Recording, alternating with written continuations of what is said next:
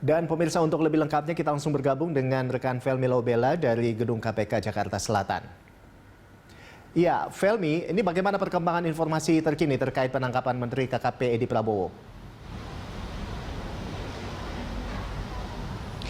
Ya, Menteri Kelautan dan Perikanan Edi Prabowo memang dilaporkan diamankan oleh tim Komisi Pemberantasan Korupsi atau KPK dini hari tadi sekitar pukul 1.23 waktu Indonesia Barat.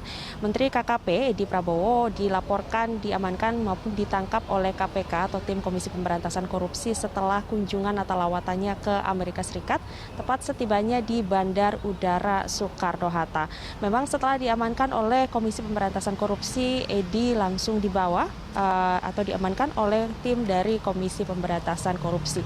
Sampai dengan saat ini belum ada pernyataan resmi dari pihak KPK, terutama dari pihak Ketua KPK sendiri mengenai adanya informasi terkait pengamanan dari Menteri KKP Edi Prabowo. Namun informasi yang kami himpun atau yang kami kumpulkan bahwa Edi Prabowo yang selaku atau menjabat sebagai Menteri KKP pada saat ini dilaporkan ditangkap setelah diduga adanya dugaan korupsi. Dan dugaan korupsi ini terkait dengan ekspor benih lobster atau benur, sehingga Edi pun diamankan pada dini hari ini tanggal 25 November 2020. Dan juga terkait dengan hal itu, memang informasi yang didapatkan Edi tidak hanya menjadi satu-satunya yang ditangkap, namun memang ada sejumlah orang ataupun beberapa orang yang diamankan atau ditangkap bersama dengan Edi Prabowo. Namun sampai dengan saat ini kami belum bisa memastikan siapa saja yang kemudian ada bersama dengan Edi Prabowo dalam penangkapan atau pengamanan pada dini hari tadi di Bandar Udara Soekarno-Hatta. Terkait dengan hal itu, memang tadi kami sempat sampaikan bahwa adanya dugaan korupsi dari penangkapan terhadap Menteri Kelautan dan Perikanan Edi Prabowo, yakni untuk korupsi atau dugaan korupsi ekspor benih lobster atau benur. Dan memang menurut dari beberapa berita yang ditayangkan pada beberapa waktu lalu, memang pernah diturunkan berita terkait dengan kegiatan ekspor lobster pada beberapa waktu lalu, tepat pada bulan Juli atau pertengahan 2020, dan ini juga merupakan kegiatan yang menjadi bagian dari Kementerian Kelautan dan Perikanan. Tepat pada bulan Juli lalu, Kementerian Perikanan dan Kelautan atau KKP ini juga disebut telah berada dalam sebuah kegiatan pembukaan ekspor benih lobster, di mana dalam kegiatan pembukaan ekspor benih lobster tersebut memang KKP juga memberikan izin ini terhadap atau sebanyak 30 perusahaan. Nah, dari 30 perusahaan yang kemudian diizinkan dalam kegiatan ekspor benih lobster atau benur ini, kemudian ini terdiri dari sebanyak 25 perseroan terbatas atau PT, kemudian sisanya adalah 3 CV atau persekutuan komanditer, dan 2 perusahaan lainnya ini masih dalam berbentuk usaha dagang atau UD. Dan memang ditelusuri lagi bahwa izin yang diberikan kepada 30 perusahaan ini, 25 diantaranya ini memang merupakan perusahaan yang baru saja dibentuk sekitar 2-3 bulan sejak dilakukannya kegiatan dari pembukaan izin terhadap 30 perusahaan terkait dengan benih lobster atau yang disebut dengan benur beberapa waktu lalu, tepat pada pertengahan 2020 atau pada bulan Juli lalu. Namun sekali lagi kami belum dapat memastikan apakah benar penangkapan ataupun pengamanan terhadap Edi Prabowo ini terkait dengan dugaan korupsi dari kegiatan ekspor benih lobster, ataukah merupakan himpunan dari kasus dugaan korupsi lainnya yang masih juga terkait dengan kegiatan ekspor benih lobster ataupun kegiatan lainnya yang masih terkait dengan Kementerian Kelautan dan Perikanan. Rolando. Ya, baik, Felmi. Tadi Anda menyatakan bahwa selain Edi Prabowo ada beberapa orang lagi juga yang ada beberapa orang lain juga yang turut ditangkap seperti itu. Nah, ini ada berapa orang kira-kira yang turut ditangkap juga bersama dengan Edi Prabowo?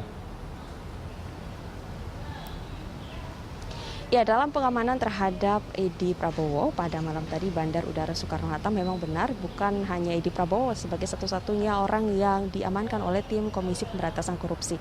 Namun ini masih sebatas laporan bahwa memang ada pun saksi atau sumber yang melihat bahwa Edi Prabowo ini juga diamankan bersama beberapa orang, termasuk diantaranya adalah istri dari Edi Prabowo. Kemudian sumber lain juga mengatakan bahwa bersama dengan rombongan ini juga terdapat didampingi oleh penyidik senior dari yang berdasarkan sumber ini adalah Novel Baswedan. Namun ini baru sebatas informasi dari saksi atau sumber yang melihat pengamanan terhadap rombongan dari Edi Prabowo. Namun sekali lagi kami belum bisa memastikan apakah selain dari rombongan seperti yang kami sebutkan yakni Edi Prabowo bersama istri dan juga yang turut mendampingi pengamanan tersebut adalah diantaranya berdasarkan sumber dari saksi yaitu Novel Baswedan sebagai penyidik senior.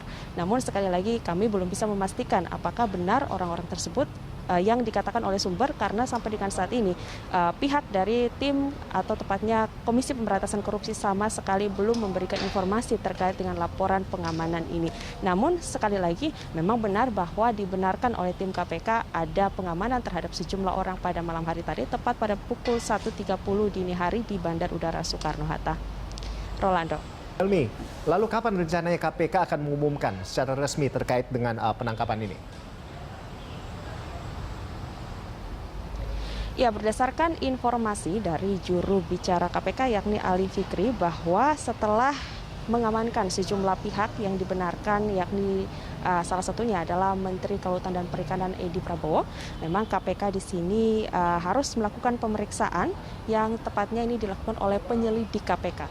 Namun setelah dilakukan pemeriksaan tentunya KPK memiliki sikap untuk memberikan pernyataan kepada publik terutama kepada media, dan untuk pernyataan sikap ini terutama KPK memiliki waktu 1 kali 24 jam untuk menentukan sikap. Artinya jika kita melihat atau merunut kembali dari berita terkait dengan pengamanan terhadap Menteri KKP Edi Prabowo yang diinformasikan sekitar pukul 1.30 dini hari tadi, berarti memang dari sejak waktu penangkapan atau pengamanan tersebut KPK kemudian memiliki waktu sekitar 24 jam untuk menyatakan sikap terkait kepastian informasi yang kemudian ini dinaikkan oleh sejumlah media terkait pengamanan dari Menteri KKP Edi Prabowo. Dan selain dari informasi dari juru bicara KPK Ali Fikri, memang pun ada informasi terkait juga dengan penangkapan ini yakni dari Komisioner KPK Nawawi Pamolango yang membenarkan memang adanya penangkapan terhadap Edi Prabowo sebagai Menteri KKP.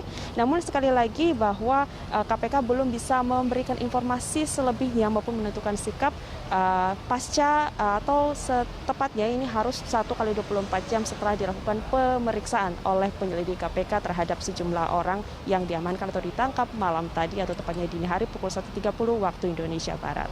Demikian, Rolando. Iya, baik, Felmi. Jadi saat ini apakah Anda sudah mengetahui keberadaan dari Edi Prabowo? Apakah sedang diamankan KPK di mana tepatnya saat ini?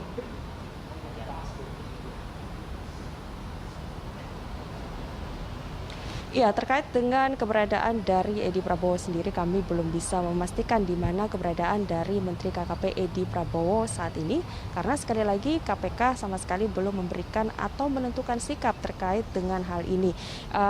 Pesan atau tepatnya pernyataan dari pihak KPK sendiri yang baru disampaikan oleh Komisioner KPK kemudian juga juru bicara hanya sebatas terkait dengan pernyataan sikap dan juga memberikan informasi bahwa membenarkan adanya pengamanan terhadap sejumlah orang pada dini hari tadi. Namun selebihnya memang belum sama sekali bisa memberikan pernyataan sikap sebelum waktu 1 kali 24 jam setelah dilakukan pemeriksaan oleh penyelidik KPK.